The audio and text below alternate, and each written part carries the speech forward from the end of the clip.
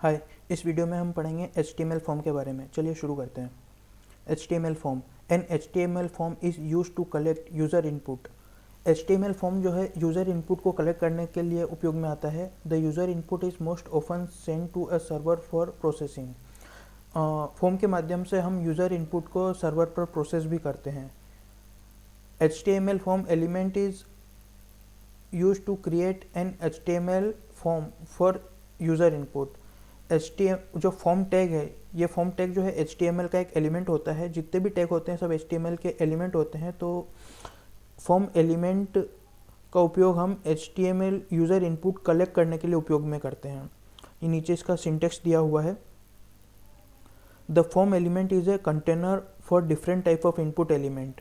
जो form element होता है ये अलग अलग इनपुट टाइप्स का कंटेनर होता है, जो अलग अलग इनपुट टाइप्स को यूज़र इनपुट लेने में उपयोग में होता है, जैसे कि text field, checkbox, radio button, submit button, etcetera. ये अलग अलग जो इनपुट टाइप एलिमेंट है, इनका फॉर्म एलिमेंट जो है उनका कंटेनर होता है। HTML form attribute. An action attribute define the action to be performed when the form is submitted। जब एक्शन एट्रीब्यूट का उपयोग तब होता है, यह एक ऑपरेशन परफॉर्म करने के लिए होता है जब हम फॉर्म सबमिट कर देते हैं। Usually the form data send to a file on the server when the user click on the submit button. जब हम सबमिट बटन पर क्लिक करते हैं तो हमारा जो डेटा है सर्वर पर एक फाइल में सबमिट हो जाता है। जैसे कि नीचे आप देख सकते हैं, फॉर्म टैग के अंदर एक्शन एट्रीब्यूट में एक्शन पेज अंडरस्कोर PHP, एक PHP पे बना हुआ हमारा एक सर्वर पेज है जिस पर हमारा HTML फॉर्म का डेटा पोस्ट होता है। The form data is send to a file called actionpage.php। This file contain a server side script that handle the form data. यह एक actionpage.php जो है एक स्क्रिप्टिंग फाइल है, ये PHP में बनाई गई है। जो हमारा HTML फॉर्म का डेटा है, ये डेटा जो है PHP फाइल पे सेंड होगा। ये एक एग्जांपल है। हम चलो प्रैक्टिकली चेक करते हैं।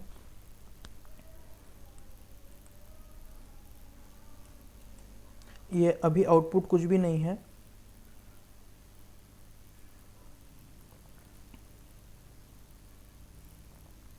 ये ऑलरेडी मैंने एक प्रोग्राम शेड बना के रखा हुआ है, तो इस पे हम सबसे पहले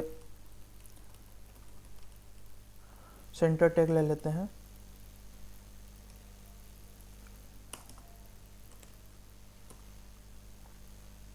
सेंटर टैग को क्लोज कर देता हूँ मैं। अब इसके अंदर मैं एक फॉर्म टैग लूँगा जिसके अंदर मैं अलग अलग इनपुट लूँगा। फॉर्म, इसका एट्रीब्यूट ले लेते हैं हम। अभी के लिए मेरे पास कोई स्क्रिप्टिंग PHP नहीं है, तो मैं इसको ब्लैंक ही रखता हूँ। और इस फॉर्म टैग को मैं क्लोज कर देता हूँ।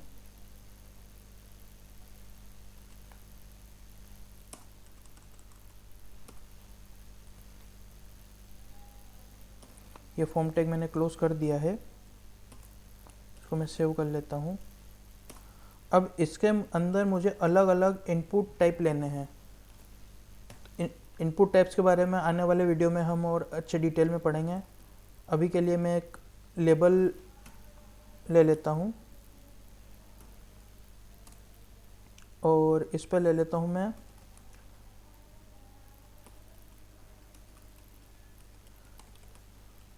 First name. अब मैं लेबल टैग को क्लोज कर देता हूँ।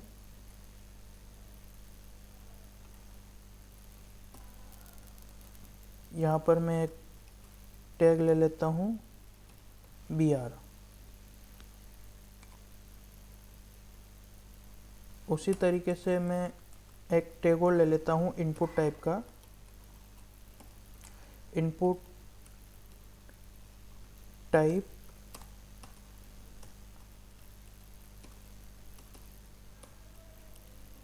टेक्स्ट। इसका मैं एक नेम फील्ड लेता हूँ, F name.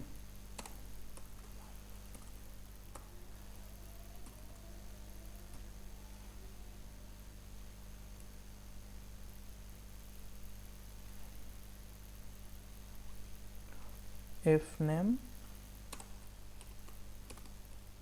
Name element, name attribute के साथ एफ नेम, और इसकी एक मैं यूनिक आईडी भी ले लेता हूँ जिसका नाम दे देता हूँ एफ एन एम। हालांकि ये आईडी का उपयोग हमें अभी नहीं होगा, जब हम जावा स्क्रिप्ट पढ़ेंगे तब इस आईडी एलिमेंट का उपयोग ज़्यादा होगा, पर फिर भी अभी यूनिकली डिफाइन करने के लिए मैंने आईडी एट्रीब्यूट ले लिया है। वैल्यू एट्रीब्यूट, वैल्यू के अंदर हम ले लेते हैं फ्यूरी टेक 91, फ्यूरी टेक 91। अब ये वैल्यू जो है हमें ऑलरेडी हमारे टेक के अंदर, हमारे जो फॉर्म एलिमेंट है उसके अंदर दिखाई देगा। हमारा जो इनपुट फील्ड है उसके अंदर हमें फ्यूरी टेक 91 लिखी हुई दिखाई देगी, क्योंकि इसके अंदर हमने वैल्यू ले ली है। मैं अब इनपुट टाइप को क्लोज कर देता हूँ। इसी तरीके से यहाँ पर एक मैं बी आर टैग ले लेता हूँ और इसको कॉपी कर लेता हूँ, कंट्रोल सी, कंट्रोल वी। यहाँ पर मैं ले लेता हूँ last name, input type text रहने देते हैं, नेम की जगह मैं लेता हूँ L name, L N M, और वैल्यू में इसके ले लेता हूँ टेक्नोलॉजी।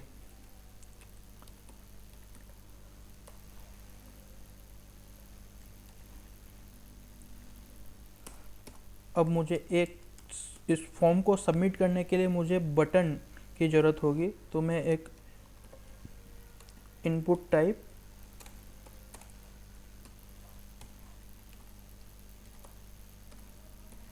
सबमिट ले लेता हूँ और इसकी वैल्यू जो है मैं सबमिट ले लेता हूँ, SUBMIT।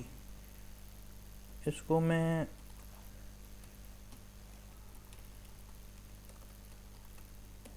इनपुट टैग को मैं क्लोज कर देता हूँ। अब चलिए देखते हैं कि मेरा अभी आउटपुट क्या आ रहा है। इसको मैं रिफ़्रेश करता हूँ तो यहाँ पर आप देख सकते हैं कि मेरा फर्स्ट नेम फ्यूरी टेक 91 लिखा हुआ रहा है, लास्ट नेम में टेक्नोलॉजी लिखा हुआ रहा है, लेकिन बटन पे कुछ लिखा हुआ नहीं आ रहा है। ऐसा क्यों हो रहा है? चलिए, मेरे से कुछ गलती हुई है। यहाँ पर मैंने इक्वल साइन नहीं दिया है, इसलिए मैं इसको सेव कर लेता हूँ, रिफ़्रेश कर लेता हूँ। अब आप देख सकते हैं यहाँ पर टेक्नोलॉजी लिखा हुआ आ रहा है और नीचे सबमिट बटन आ गया है।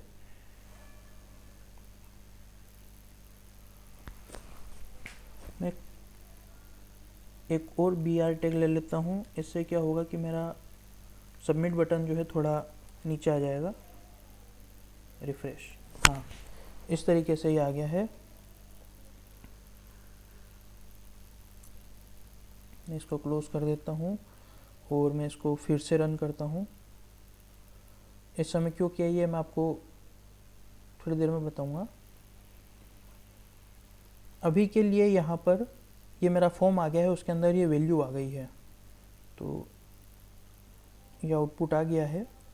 आप देख सकते हैं यहाँ पर वैल्यू अलग ले ली है, मैंने फ्यूरी टेक 91 लिया है, यहाँ पे XY0 PQR ली है, बाकी इसका आउटपुट पूरा वही आ रहा है। The target attribute specify where to display the response that is received after submitting the form. हम टारगेट एट्रीब्यूट के बारे में पढ़ रहे हैं। तो टारगेट एट्रीब्यूट का उपयोग जब हम सबमिट बटन पर क्लिक करते हैं तो उसका जो रिस्पॉन्स मिलता है हमको, वो कैसे शो करना है, इसके लिए हम टारगेट एट्रीब्यूट का उपयोग करते हैं। The target attribute can have one of the following value. Target attribute की अलग अलग वैल्यूज़ होती है, सिंटेक्स नीचे हुए लिखा हुआ है। हम इसके टारगेट के साथ अंडरस्कोर ब्लैंक यूज़ करते हैं। The by default value is self which means that the response will open in the current window। जो बाय डिफ़ॉल्ट वैल्यू होती है वह सेल्फ होती है। इसका मतलब ये होता है कि हम जैसे ही फॉर्म सबमिट करेंगे तो हमारा जो डेटा है वो जो हमारी करंट विंडो है उसी पे शो होगा। लेकिन जब हम $_ यूज़ करते हैं तो इसका मतलब ये है कि हमारा जो रिस्पॉन्स है वो अगले टैब पर शो होगा। मतलब ये हमारे लिए एक नया विंडो, नया टैब ओपन कर देगा हमारा डेटा शो करने के लिए। और सेल्फ जो होता है बाय डिफ़ॉल्ट होता है। Underscore parent the response is displayed in the parent frame. जो हमारी जो पेरेंट फ्रेम होती है, अंडरस्कोर पेरेंट का उपयोग हम एक फ्रेम में रिस्पॉन्स शो करने के लिए करते हैं। Underscore top the response is displayed in the full body of the window. Underscore top जो है हमारा जो रिस्पॉन्स मिलता है वो पूरी विंडो के अंदर शो करता है, और फ्रेम नेम का रिस्पॉन्स जो है हमको आई फ्रेम टैग के अंदर उपयोग में आता है। हमारा जो रिस्पॉन्स है वो आई फ्रेम के अंदर आएगा। चलिए इसको प्रैक्टिकली समझते हैं कि ये कैसे होगा। अभी के लिए आप देख सकते हैं कि यहाँ पर ऊपर सर्विस यूआरएल में ये जो यूआरएल है इस पर हमारा फॉर्म शो हो रहा है। जैसे ही मैं सबमिट बटन पर क्लिक करूँगा यहाँ पर कुछ चेंजेस आएंगे, देखते हैं वो क्या है। आप देख सकते हैं कि यहाँ पर एक एफ नेम के साथ में फ्यूरीटेक 91 लिखा आ रहा है और एल नेम के साथ में टेक्नोलॉजी आ रहा है। जैसे ही मैंने सबमिट बटन पर क्लिक किया तो ये जो ऊपर है सर्विस यूआरएल चेंज हो गई है हमारा। इसका मतलब ये है कि सेम पेज पे ही हमारा दूसरा पेज ओपन हो गया है और उस पर ऊपर सर्विस यूआरएल के माध्यम से हमारा डेटा ट्रांसफ़र हो रहा है जो हमारा टेक्स्ट बॉक्स में है।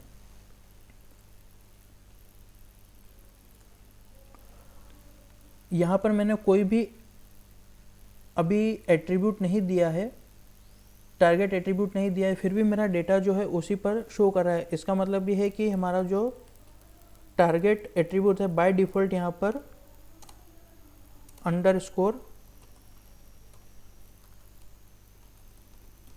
सेल्फ है।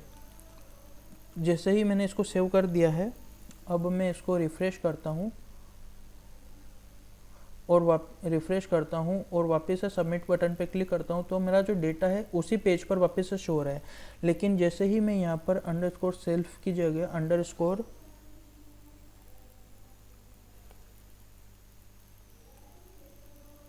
ब्लैंक करूँगा,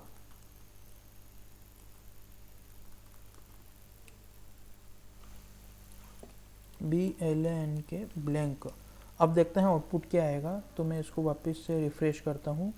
अब जैसे ही मैं सबमिट बटन पर क्लिक करूँगा तो आप देख सकते हैं कि मेरा जो फॉर्म है वो अगले टैब पर ओपन हो गया है, और ये मेरा पहला टैग है जिस पर कोई भी मेरा यूआरएल पे चेंज नहीं हुआ है, लेकिन दूसरे टैग पे यहाँ पे यूआरएल पे चेंज हो गया है, जहाँ पर एफ नेम के साथ फ्यूरीटेक 91 और एल नेम के साथ टेक्नोलॉजी शो हो रही है। यहाँ पर मैं दूसरे चेक कर लेता हूँ, अंडरस्कोर पेरेंट, इसको सेव किया, रिफ़्रेश, इसको क्लोज कर देता हूँ, इसको रिफ़्रेश करता हूँ, सबमिट पर क्लिक करेंगे तो मेरा जो डेटा है यहाँ पर ये देख सकते हैं कि पेरेंट के माध्यम से, क्योंकि मेरे पास अभी कोई फ्रेम नहीं है इसलिए वो जो डेटा है वहीं पर शो हो रहा है। अब यहाँ पर मैं अंडरस्कोर टॉप यूज़ करता हूँ तो मैं देखता हूँ टॉप से मेरा क्या आउटपुट होगा। इसको मैंने सेव कर दिया है, इसको मैं रिफ़्रेश कर लेता हूँ, सबमिट। तो अंडरस्कोर टॉप के माध्यम से भी मेरा जो डेटा है इस पूरे पेज पर शो हो रहा है, और जो ऊपर क्वेरी स्ट्रिंग है जिसको सर्विस यूआरएल जो यूआरएल है उसमें चेंजेस आ गए हैं। इसको कैंसिल,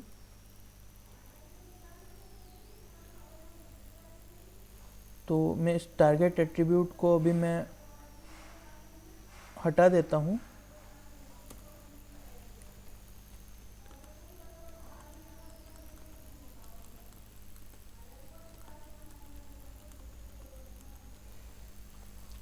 ये टारगेट एट्रीब्यूट इस तरीके से उपयोग में आता है। यहाँ पर ब्लैंक यूज़ करते हैं तो हमारा जो डेटा है नेक्स्ट पेज पे शो होता है। Method attribute, the method attribute specify the HTTP method to be used when submitting the form data. जब हम मेथड एट्रीब्यूट उपयोग में लाते हैं तो हमारी जो HTTP मेथड है वो यूज़ में आती है जब हम डेटा सबमिट करते हैं, हमारे फॉर्म का डेटा सबमिट करते हैं। The form data can be send as a URL variable with method get. ये बाय डिफ़ॉल्ट होती है, अभी हमने चेक किया था थोड़ी देर पहले, उसमें हमारा जैसे ही हम सबमिट बटन पे क्लिक कर रहे थे, जैसे ही हम हमारे सबमिट बटन पर क्लिक कर रहे थे तो हमारा जो डेटा है यहाँ पर चेंज हो रहा है, इसका यूआरएल के माध्यम से चेंज हो रहा है। मतलब ये कि हमारा जो बाय डिफ़ॉल्ट मेथड है वो गेट मेथड है, और as post method transaction with most post method, हम उसके अलावा पोस्ट मेथड का उपयोग भी करते हैं डेटा ट्रांसफ़र करने में। The default HTTP method when submitting the data is gate. अभी हमने जाना कि जो डिफ़ॉल्ट मेथड है वो गेट मेथड होती है। आप यहाँ पर एग्जांपल देख सकते हैं। एक्शन एट्रीब्यूट के बाद मेथड एट्रीब्यूट में हमने गेट लिया है, और एक्शन एट्रीब्यूट के बाद दूसरे में मेथड पोस्ट लिया है। इसको हम थोड़ा प्रैक्टिकली समझते हैं। मैं यहाँ पर एक्शन एट्रीब्यूट यही रहने देता हूँ। यहाँ पर मैं टारगेट एट्रीब्यूट ब्लैंक ले लेता हूँ, ब्लैंक, और यहाँ पर मैं मेथड पोस्ट ले लेता हूँ। इसको सेव करता हूँ और मैं वापस से आउटपुट पे चेक करते हैं। अभी के लिए हमारे पास में इनपुट बॉक्स में फ्यूरीटेक 91 और टेक्नोलॉजी लिखा हुआ है। जैसे ही मैं सबमिट बटन पर क्लिक करूँगा मेरा डेटा जो है नेक्स्ट स्टेप पर आ जाएगा, पर सर्विस यूआरएल में कोई भी चेंज नहीं हुआ है। इसका मतलब ये है कि मेरा जो डेटा है वो पोस्ट मेथड के माध्यम से पोस्ट हुआ है, जो कि इंटरनली हुआ है। वो हमको यूआरएल पे डेटा शो नहीं करता है। लेकिन जैसे ही हम इसको गेट करेंगे, मैं इसको गेट कर देता हूँ, सेव, इसको रिफ़्रेश करता हूँ मैं, इसको मैं क्लोज कर देता हूँ और इसको रिफ़्रेश करता हूँ और सबमिट करता हूँ। तो आप देख सकते हैं कि यहाँ पर हमारे यूआरएल में नेम के साथ में वैल्यू अटैच हो गई है। So append the form data to the URL is name and value pair. हमारे गेट मेथड में जो होता है यूआरएल के साथ में डेटा जुड़ जाता है नेम और वैल्यू पेयर में। Never use get to send sensitive data. हमारा जो सेंसिटिव डेटा है उसको पोस्ट करने के लिए हमें कभी भी गेट मेथड का उपयोग नहीं करना चाहिए। The submitting form data is visible on the URL, क्योंकि हमारा जो डेटा सबमिट होता है वो यूआरएल पे शो होता है। The length of the URL is limited. URL की जो लेंथ है वो लिमिटेड होती है 2048 कैरेक्टर। इसलिए हम जो हमारा डेटा का साइज़ है, अगर ज़्यादा डेटा हो तो वो हम यूआरएल के माध्यम से पोस्ट नहीं कर सकते हैं। The URL for form submission where the user want to bookmark the result. जब हम URL पे जाते हैं, जैसे कि मैंने यहाँ पर ये URL है, ये डेटा हो गया, अब मैं इसको बुकमार्क कर सकता हूँ। तो ये बुकमार्क हो जाएगा, तो मतलब ये सेंसिटिव डेटा मैं बाद में यूज़ भी कर सकता हूँ। तो हम इसको बुकमार्क कर सकते हैं। Get is good for non secure data like query string in Google. Google के अंदर जो क्वेरी स्ट्रिंग यूज़ होती है, नॉन सिक्योर डेटा होता है, उसके लिए हम गेट मेथड का उपयोग करते हैं। Note on post method. Append the data form data inside the body of the HTTP request. The submitting data is not shown on the URL। जो हमारा पोस्ट मेथड है वो HTTP मेथड HTTP रिक्वेस्ट के माध्यम से post होता है। HTTP जो है एक स्टेटलेस प्रोटोकॉल होता है, तो इसके माध्यम से हमारा पोस्ट मेथड जो है वो डेटा को अगले पेज पर सबमिट करता है या सर्वर पर पोस्ट करता है। ये डेटा हमको URL पर शो नहीं होता है और इसको हम बुकमार्क भी नहीं कर सकते हैं, तो ये पूरी तरीके से सिक्योर होता है। Post has no size limitation. Post method की कोई साइज लिमिट नहीं होती है, हम इसमें अनलिमिटेड डेटा शो कर सकते हैं। And can be use to send large amount of data. हम इसको बहुत बड़ी मात्रा में डेटा भी हम सर्वर पर पोस्ट कर सकते हैं।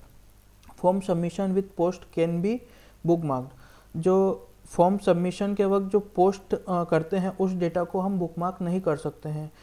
तो ये जो डिफरेंस है गेट मेथड और पोस्ट मेथड में, कि गेट मेथड जो है टोटली अनसिक्योर है, जबकि पोस्ट मेथड पूरी तरीके से सिक्योर मेथड है। गेट मेथड को हम URL के माध्यम से चेक कर सकते हैं, बल्कि पोस्ट मेथड को हम डेटा चेक नहीं कर सकते हैं। जो गेट मेथड है इसकी लिमिटेशन है 248 कैरेक्टर, जबकि पोस्ट मेथड की कोई लिमिटेशन नहीं है, हम large amount of data post कर सकते हैं। और जो यूज़र जो है गेट मेथड का जो डेटा है उसको बुकमार्क कर सकता है, जबकि पोस्ट मेथड के डेटा को बुकमार्क नहीं कर सकता है। आज के वीडियो में इतना ही। Thank you.